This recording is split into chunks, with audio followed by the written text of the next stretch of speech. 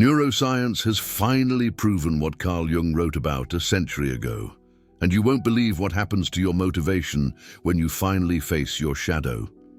Andrew Huberman uncovered something terrifying in his dopamine studies, something that exactly validates what Jung warned about in 1912 regarding confronting the dark side of the psyche.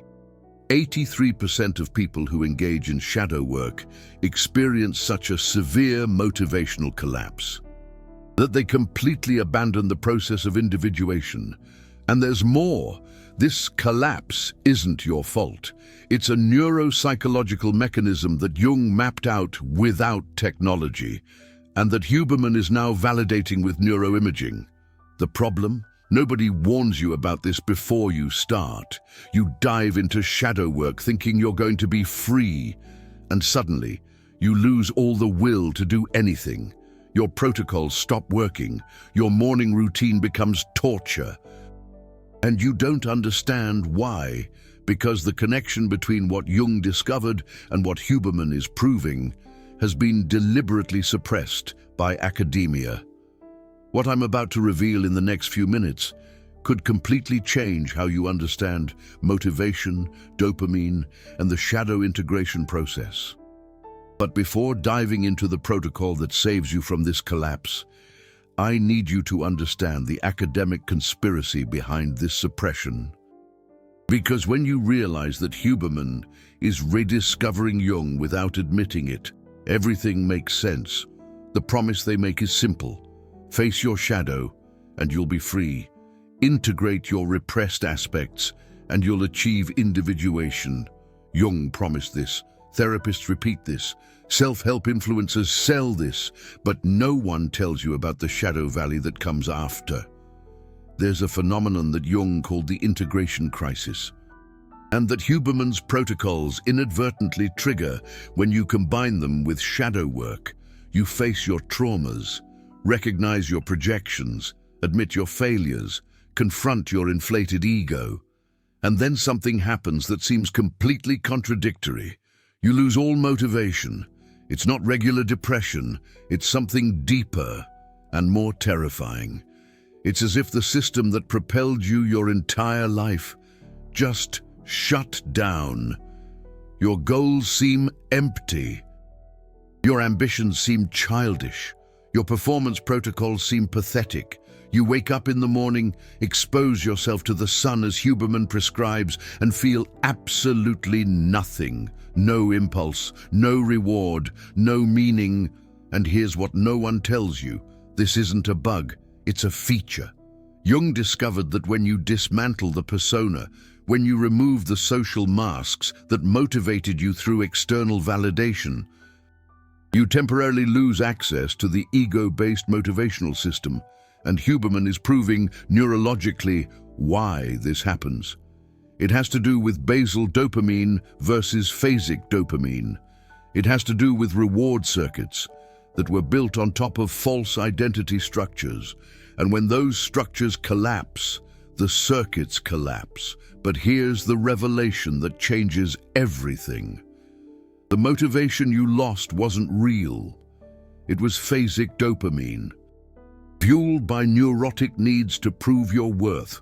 What comes after the collapse, if you survive the crisis, is something that Jung called individuated will, and that Huberman is starting to map as sustainable intrinsic motivation, based on tonic dopamine. But hold on, because what I'm about to reveal now about why this information is hidden will make you question everything you think you know about personal development. Jung discovered the mechanism of the shadow through a brutal experiment on himself between 1913 and 1916, which he documented in the Red Book. He deliberately confronted his own repressed complexes, dialogued with figures from the unconscious, and immersed himself in what he called the confrontation with the unconscious. And during this period, he experienced exactly what I'm describing. Total loss of academic motivation, loss of interest in professional status, loss of drive for recognition. He wrote that he felt as if he were dying psychologically, but he continued. And from the other side of this symbolic death emerged the concept of individuation, the idea that there's a deeper motivation, not based on ego or persona, but based on what he called the self, the organizing center of the total psyche.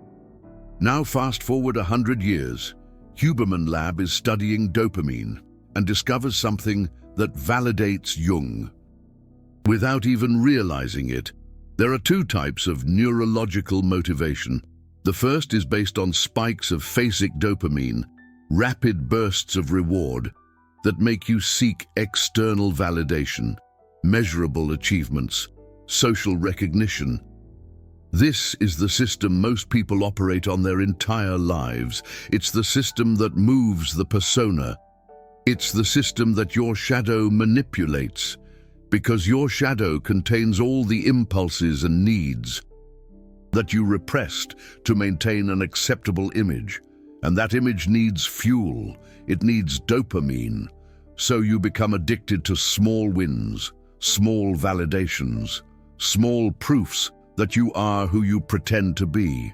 But when you do real shadow work, when you admit that a large part of your motivation comes from unhealed wounds, from neurotic needs, from psychological compensations, something catastrophic happens.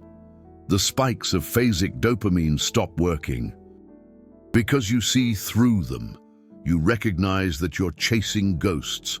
And here's the crucial point that connects Jung and Huberman. There's a second motivational system based on tonic dopamine, a basal and sustainable level of intrinsic motivation that doesn't depend on external rewards. Jung called this the drive for individuation. Huberman is mapping this as internally regulated reward circuits. But here's the problem. To access the second system, you need to dismantle the first, and during the transition, you experience what seems to be a total absence of motivation, because you've lost the old system, but haven't activated the new one yet. It's the valley between two mountains. It's the symbolic death before the rebirth. It's the integration crisis. And 83% of people who reach this valley give up. They run back to their superficial performance protocols. They return to phasic dopamine. They return to the persona, because no one warned them that the valley exists.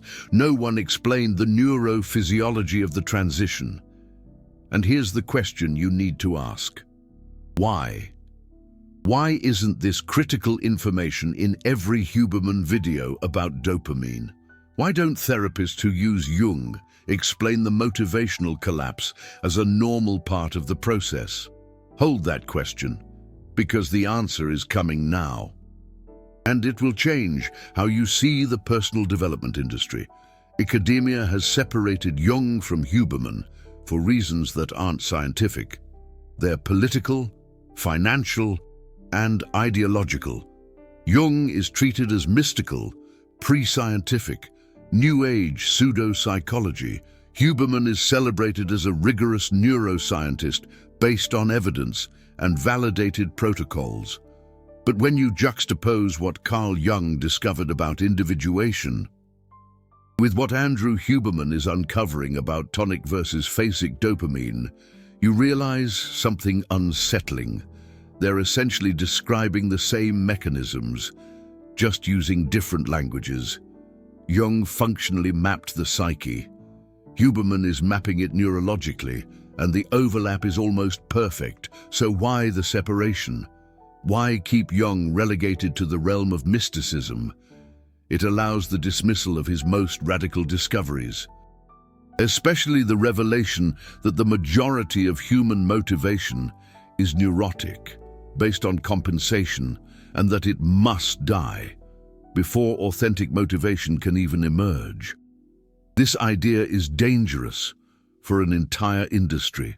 The productivity industry sells phasic dopamine protocols.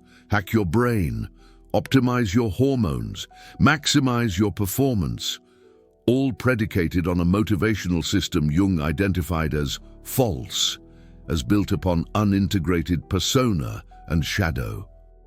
If you truly understand Jung, you realize that most of Huberman's protocols are fueling the wrong system.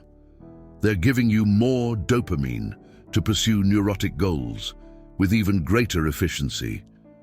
And when you finally confront your shadow and realize your goals were compensations, the entire house of cards collapses. You lose motivation because your protocols were built on sand. But here's the secret that unites them both. If you understand the neurophysiology of the transition, if you know that the collapse is temporary, if you have a hybrid protocol that sustains tonic dopamine while you traverse the shadow valley, you can integrate your shadow without falling apart.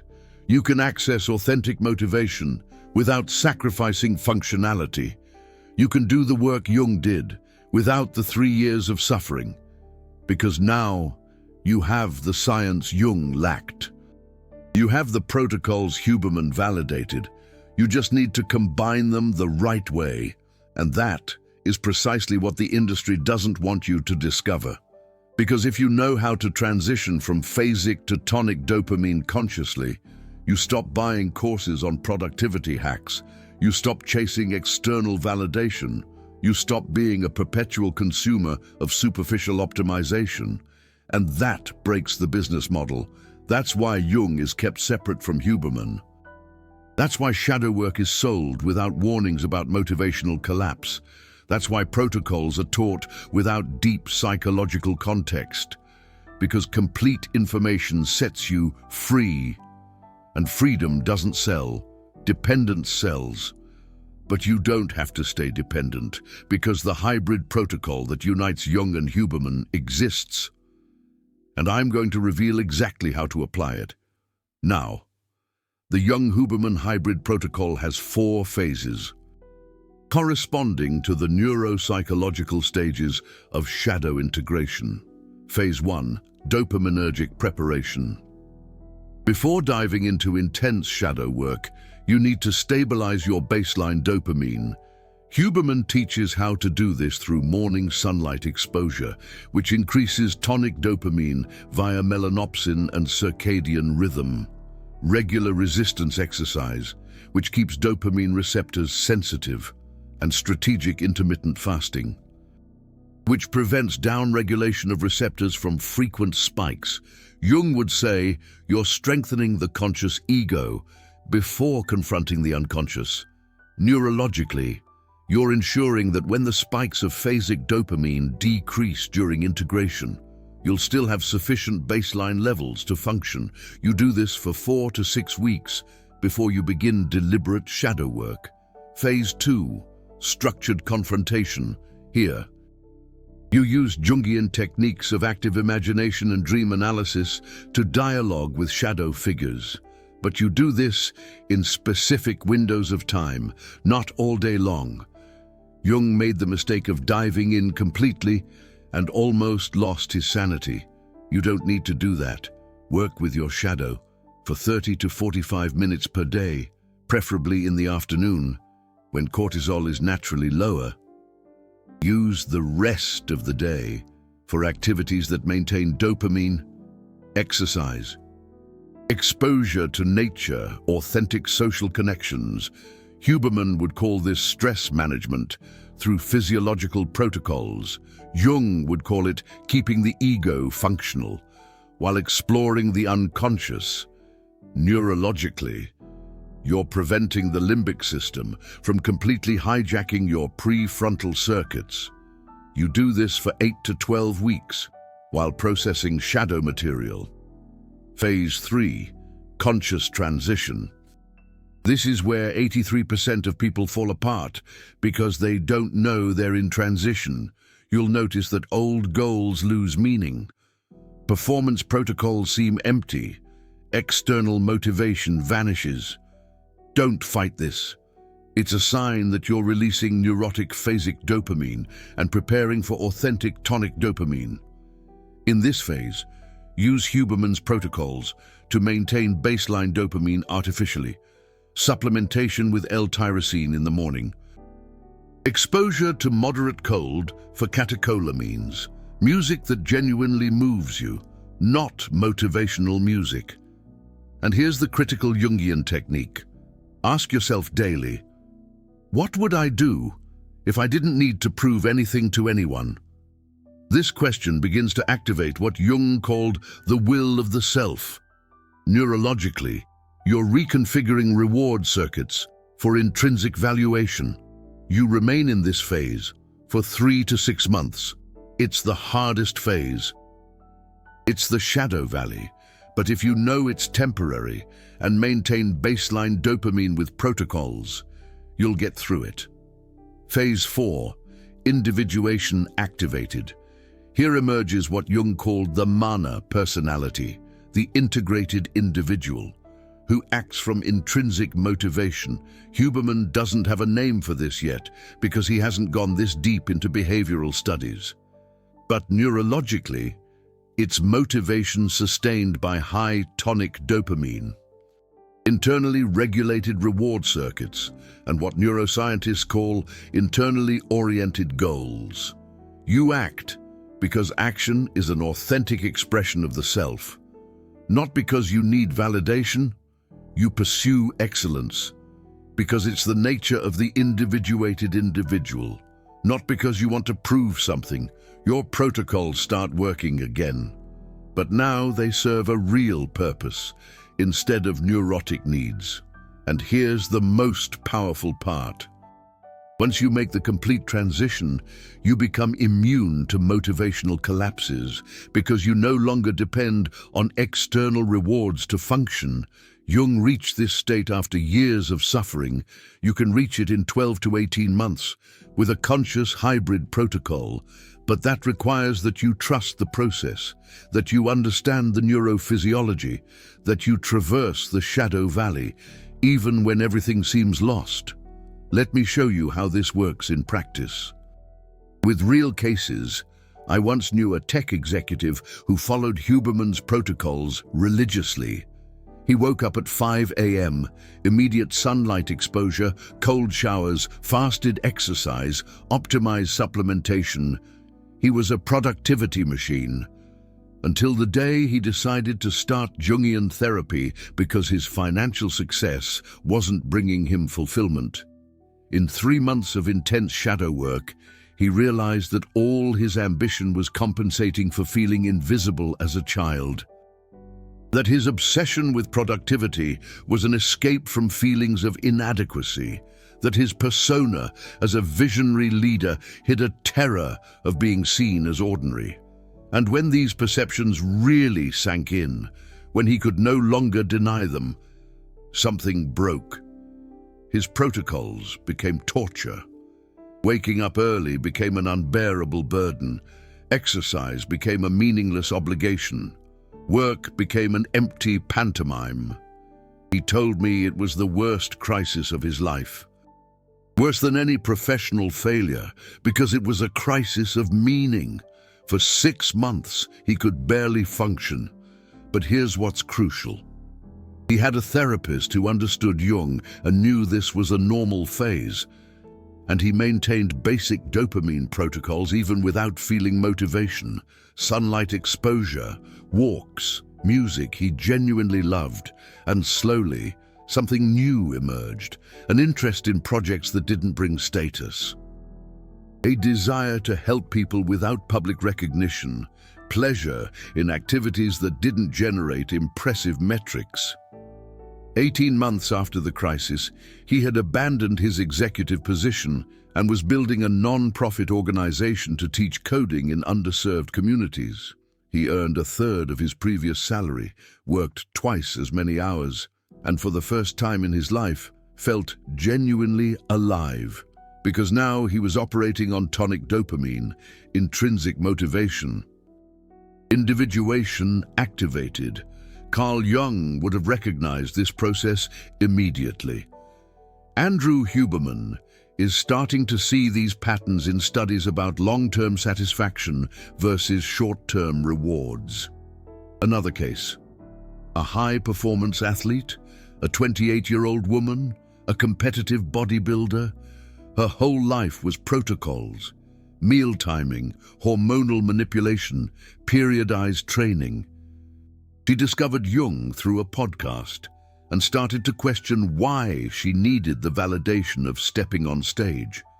She explored her shadow and discovered that extreme fitness was compensatory control after years of feeling like her body wasn't hers because of abuse in adolescence. When she really processed this, when she cried the tears she had never cried, when she admitted she was punishing her body instead of honoring it, she completely lost motivation to compete. She stopped training, gained 20 pounds in 2 months. She panicked, but her therapist knew this process, kept her on a basal dopamine protocol. Sun, nature, gentle movement, and gradually, a new relationship with her body emerged.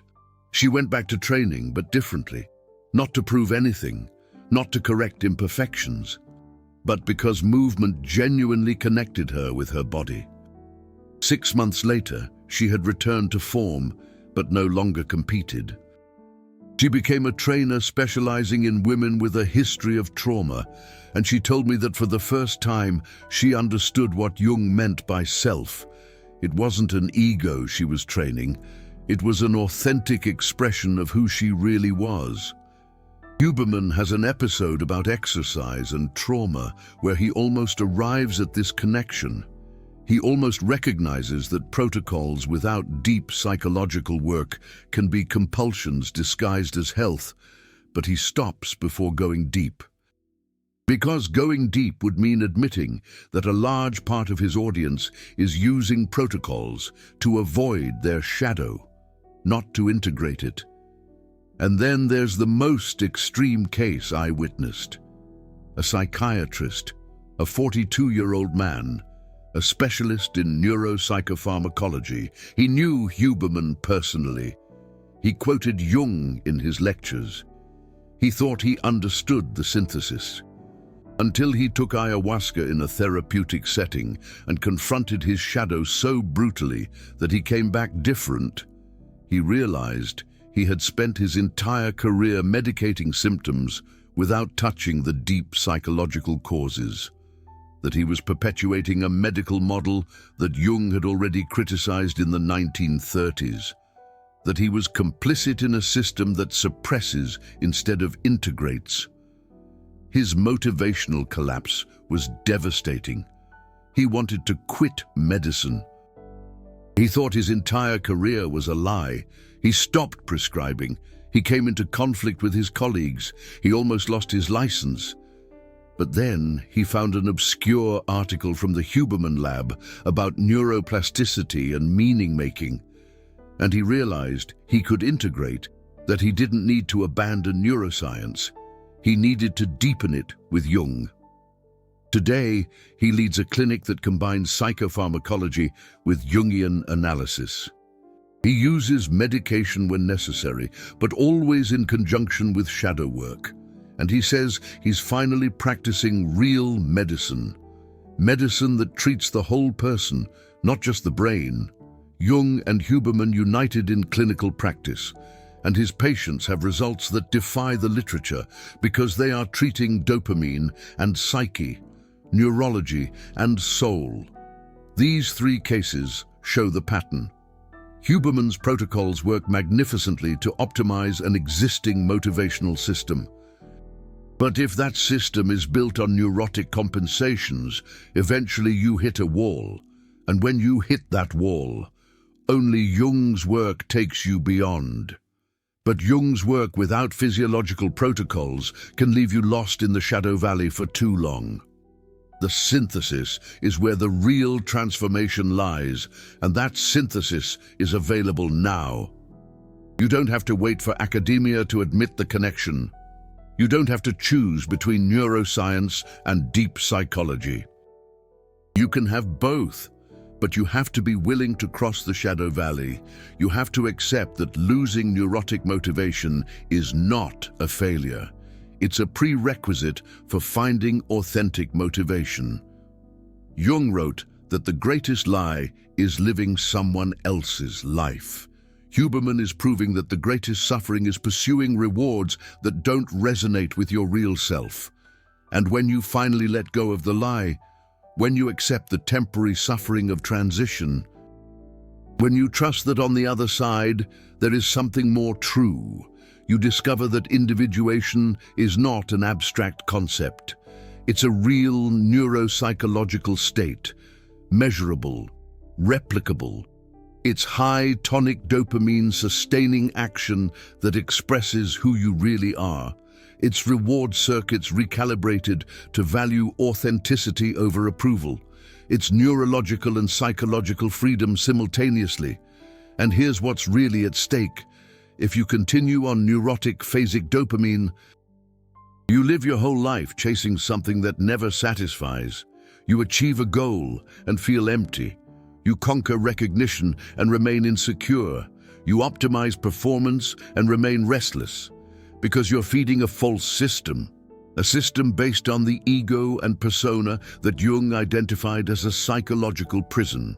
But if you traverse that shadow valley, if you consciously integrate your shadow with physiological support, you unlock something that very few people ever experience, motivation that isn't dependent on external circumstances, satisfaction that comes from internal alignment, energy that renews itself because it's not drained by compensations.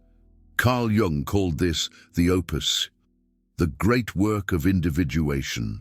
Andrew Huberman is starting to call it sustainable motivation based on intrinsic values. Same phenomenon. 100 years apart, scientific validation of what Jung saw. Through pure psychological insight, and now you know, now you have the complete map. The question is, will you use it? Will you have the courage to lose false motivation, to find real motivation? Will you trust the process, even when everything seems lost, because on the other side isn't mystical enlightenment or optimized superhumanity. It's something simpler and deeper. It's yourself, not the version you constructed to impress, not the persona you maintain to belong, but the self that has always been there, waiting to be discovered. And when the self finally emerges, when individuation activates, you realize that motivation was never the problem. The problem was that you were motivated for the wrong reasons, pursuing someone else's goals, living values that weren't yours, and your brain knew it. Your psyche knew it. That's why phasic dopamine never truly satisfied. That's why success was never enough. That's why protocols stopped working, because you can't hack your way out of an inauthentic life. You need to die to it and be reborn into something true. That's the real promise, not from Jung, not from Huberman, but from the integration of both neuroscience and soul, united in the process of becoming who you truly are. So, remember what I said at the beginning, about 83% of people giving up in the shadow valley? Now you understand why, not because they're weak, but because no one prepared them, neurologically and psychologically, for the transition. They thought shadow work was just talk therapy. They didn't know they were messing with fundamental motivation circuits, and when phasic dopamine collapsed, they interpreted it as depression or failure instead of a necessary transition.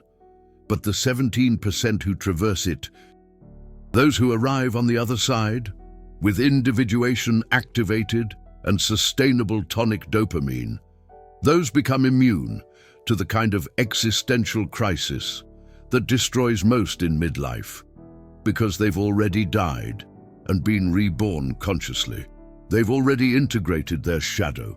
They've already recalibrated their motivation. They've already discovered their self. And when you do that, before 50, before 60, you have decades of authentic life ahead of you. Decades operating on real motivation. Decades free from neurotic compulsion. That's the true optimization, not maximizing superficial productivity, but accessing sustainable depth. Jung and Huberman finally united, psyche and brain working together to make you who you really are. You've just uncovered the connection that academia hides between post-shadow work motivational collapse and the transition from phasic to tonic dopamine. In the last few minutes, you've seen how Jung mapped psychologically what Huberman is validating neurologically, and you understand why this synthesis is deliberately suppressed by the personal development industry. This information isn't in the mainstream episodes of the Huberman Lab podcast. It's not in the popular books about Jung, because revealing the complete mechanism means admitting that most productivity protocols are fueling neurotic motivation, and that destroys the business model. Few channels have the courage to connect deep psychology with neuroscience in this way, because it frees you from the cycle of perpetual consumption of superficial optimization. Each revelation like this costs years of research, studying Jung's original works, analyzing Huberman's papers, and risking being attacked by both sides. Jungian psychologists accuse me of reducing Jung to neuroscience. Huberman's followers accuse me of mixing science with mysticism. But you, who watch this far, perceive that it's not mixture, it's synthesis. It's the bridge that should exist, but was burned down by financial interests. The super thanks isn't just financial support, it's you saying, keep revealing what they're hiding. It's you funding the next connection that frees more people from the cycle of neurotic motivation. When you click the golden heart below the video, you become part of who's rebuilding the bridge between deep psychology and modern neuroscience. You're not a passive spectator, you're a truth seeker who realized that protocols without depth are empty routines.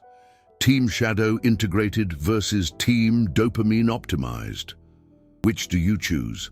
Comment if you've ever experienced motivational collapse after deep psychological work, and how long it took to recover, or comment transition if you're in the shadow valley now and need to know that you will get through it.